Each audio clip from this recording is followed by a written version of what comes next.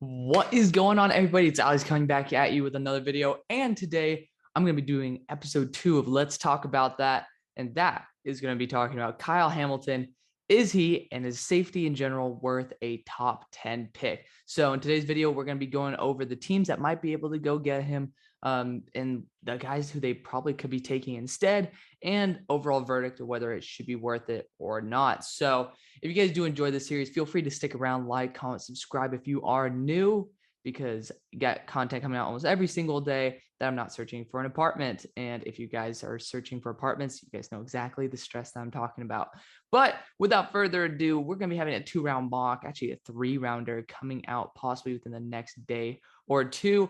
I want to drop it so you guys actually have a day to watch it rather than having to post it at like 5 o'clock because midterm exams. But whatever, let's kick into it. Let's go with the first team that we're going to talk about, the Jets. And you guys get to see all the graphics here. I'm not going to be pulling your strings to have you guys wait if you guys just want to see, but I'm going to give you guys analysis on all these guys. But Jets going Sauce, or an offensive tackle like Ekem or Charles Cross, KT, or even Tyler Linderbaum at 10. Like when you look at, first off, let's just talk about what Kyle Hamilton did. If you guys do not follow very closely, Kyle Hamilton did not run a spectacular 40. It was closer in, I believe, that 4.6 area. And I'm just forgetting the number. I think it might have been 4.56. And, that is not elite athleticism. He did phenomenally all around for the most part. Definitely a fluid athlete. But when you look at the value of a safety position, it's one of the lower wins above replacement positions on the entire field. So like the value of the pick itself, especially when you have offensive tackles, really good edge rushers, and just in general, a pretty solid draft, including corners, which are a higher value defensive back position, there is cause for concern in terms of what Kyle Hamilton brings to the table over them. So you just have to find out the right value of the pick. Kyle Hamilton's a phenomenal player. Granted, I actually boosted his stats. He originally graded out as an 88.75, which is still, he was pretty much there with Evan Neal. And then my number one player, raw grade, was Sauce Gardner, which we'll talk about in a second. But it will definitely knock him down a little bit on the athletic categories.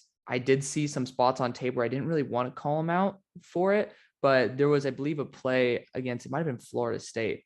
I don't know if it was exactly against Florida State, but he was in one of those cover 2 deep zones where he's covering half the field, and he was not able to get to the sideline in time to swat a ball.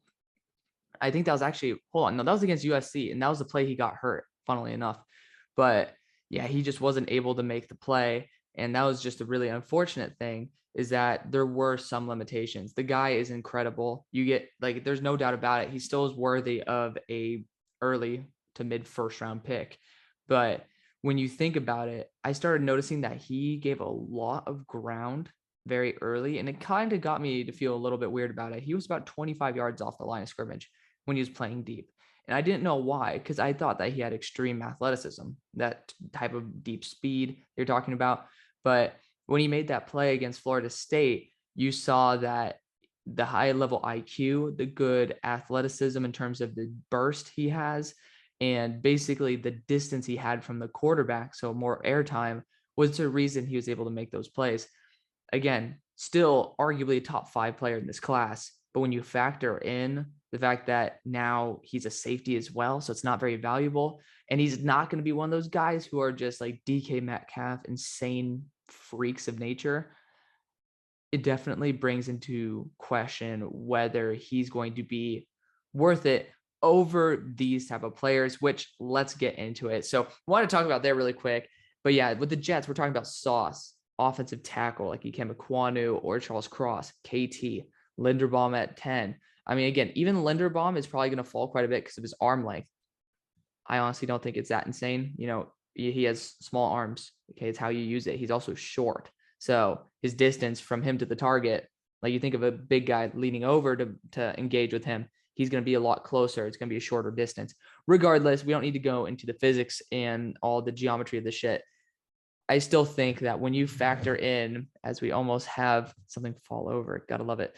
When we factor in the positional value of even Sauce Gardner, who ran a 4.4 140 at about 6'3", 190 pounds, And I gave this guy a 90 raw grade, and he's going to be jumping up because I gave him 6.75 on that long speed. That's going to jump up to around like 7.758. That is, I mean, I think Sauce is worth more. And when you think about it, here's the thing. People might say, Sauce at 4, you're ridiculous. He's not the 4th best player. 1, I kind of think he is. But 2, you have to look, is he going to be there at the 10th pick? No. I can guarantee you if Atlanta's sitting there at 8 and he's there, I was going to send him there in the first place. So if you really want to get the lockdown corner, if you believe in Sauce like everybody else does, if you do not fully trust Andrew Booth, Trent McDuffie, or Derek Stingley, especially with all the injuries, then you very well might have to pull the trigger on Sauce. And it's going to be a hot one, but I might do that, especially since KT, he does have a little bit of an attitude. I'm sure I've been hearing a lot of rumors they did not do well in the interviews. I can guarantee you he will be taken by pick 7. Like, there ain't no way in hell he gets past the Giants' 2nd pick. But I think that Sauce has that potential to go number 4. And I don't think it's crazy. I don't. I have him graded as the highest graded player in the class right now. That's how good he is. He's a phenomenal player. I thought that he was going to be a 4.55. He ran 4.41, and that's official. It's not even the base time. The guy's just a phenomenal athlete, and the way he's able to get his hands on a player and just totally control them from the point where the ball is snapped to when the ball hits the ground or the whistle's blown, I haven't seen it ever in a defensive back. I think Sauce might be the best defensive back I've ever seen coming out of college. Granted, I don't have a very large sample size. It's been a couple of years of analyzation of the classes, but I think Sauce very well might be the best and might be by a good margin. So you're going to be giving up on potentially getting Darrelle Revis 2.0 because Darrelle Revis ran a 4.39, if I'm not mistaken. So you're going to be potentially missing out on him. You're going to be potentially missing out on Ikem Ekwonu, who probably will go earlier to the Texans, but still one of the guys who could be a number 1 overall pick, as well as Charles Cross, who's a phenomenal tackle.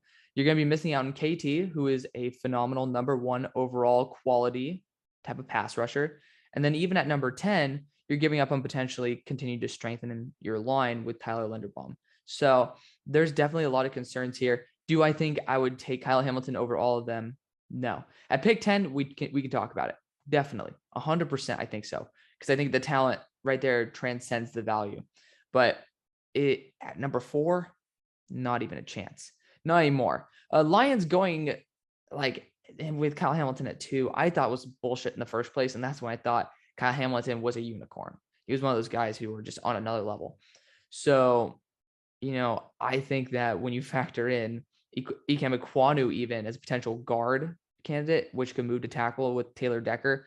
I'm not that high on Taylor Decker. I still think he's solid, but regardless, like if you can have Ikem Ekwonu there as well as obviously their offensive line situation, I would pull that trigger. And then again, obviously you got Aidan Hutchinson in that group. So yeah, ain't no way in hell I would ever do it. Even if the Lions trade back to like 5 or something, I would still question it.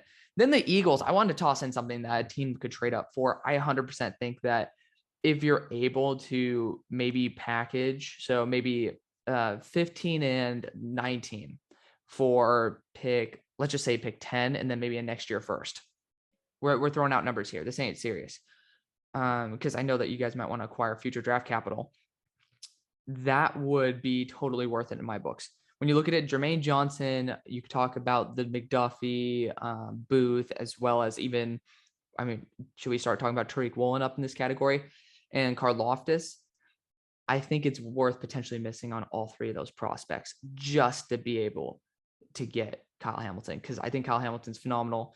I think that if you're able to get enough value back from the trade, I think he is worth moving up for, because I do think even if you add Honey Badger in the offseason, talk about Honey Badger and Kyle Hamilton as probably the best pieces of the secondary along with Darius Slay. That could be straight up no-fly zone. So I love it. Then you got the Giants. You look at it again, offensive line is just such a huge need. Then you talk about the linebackers. Lloyd, people originally were like, oh, he didn't do that well. I knew he was going to be in that 4-6 territory. And when people said 4-7, I was like, even at that point, we've kind of just been blessed with these guys who are hyper athletes. And he ended up being like 4.66. He's still a phenomenal player. Nakobe Dean, we'll see what he tests at. There's all these other players who are just absolutely phenomenal. That linebacker group And then you have Travon Walker, who I think is an absolute lock by pick 7. I do. Like at this point, when you see someone with 35.5-inch arms and can run like a 4.5 at 275 pounds, it's just, that's when you have to realize that even if he busts out, you took a shot on somebody who could be really special. Like that's Travon Walker right there. So the question is, at pick 7, if he's there, should you do it? If Travon Walker is not worth it to you, you better get offensive line with the first pick. Then it might be worth it. It might be, but only slightly, just because you could just have so much potential with Travon Walker there. But I would take him over the linebackers any day. Falcons, if you're at that spot, if Sauce is there, I would take him. But if it's Stingley versus an edge, even like Travon Walker in this instance, Travon Walker or a wide receiver, I'd probably be leaning towards Kyle Hamilton. Edge, if Travon Walker's there, is going to be where I start being like, I don't know. Because again, somebody who is extremely talented physically that you can't train 35.5-inch arms. You can't train 275 pounds that moves at 4.5. That is something that is special to Travon Walker. So definitely would be considering that for the Falcons. But again, there's reasons to not go that way. Texans going either offensive tackle, KT/Hutch/ even Walker. The Texans might want to just go crazy. Apparently there's like no idea on what the Texans want to do, but I would absolutely 0% chance want to go after Kyle Hamilton when I have such huge issues. And again, that athleticism, people might say turn on the tape and look at it. You do have to realize that sometimes speed is a huge factor, and especially for defensive backs, it's been a very critical piece of the puzzle when evaluating them. Then you got the Panthers. Of course, I did Panther regardless. You guys, I don't think I need to say whether it's worth it or not. When you have Willis, Cross, or Sauce on the board, you're going to take them all day, every day over it. So that's going to be the video, guys. I hope you guys enjoyed it. Feel free to leave your comments down in the comments down in the section below. Comments down in the comment section below. Of course, tell me if you think another team could potentially make a move for him. You never know. You could even see the Vikings try to get him. We'll see. Obviously, that'll be done in time. Thank you guys so much for watching. See you on the far side. Peace.